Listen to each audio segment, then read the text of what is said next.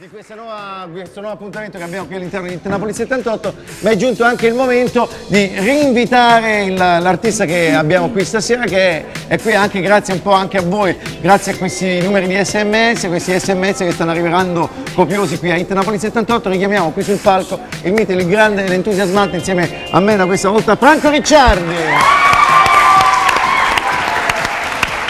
Franco, seconda canzone, cosa ci canti adesso? Seconda canzone, faccio ascoltare un pezzo che fa parte del disco Animoscopia, si chiama Sientarito. Sientarito, Sientarito.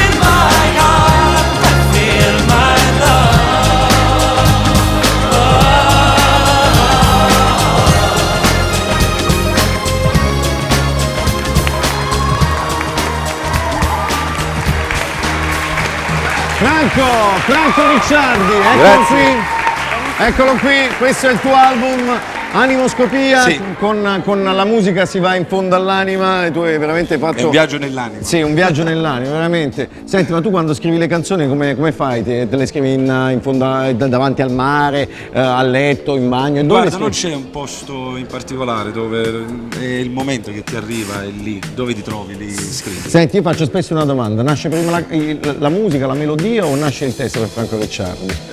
Per me mi è più facile che arrivi prima la musica, sai perché? Perché la fischietti. La Ma- fischietti, sì, metti poi a la- fischiettare e poi dal tema musicale ci vai poi a mettere su il testo. Allora io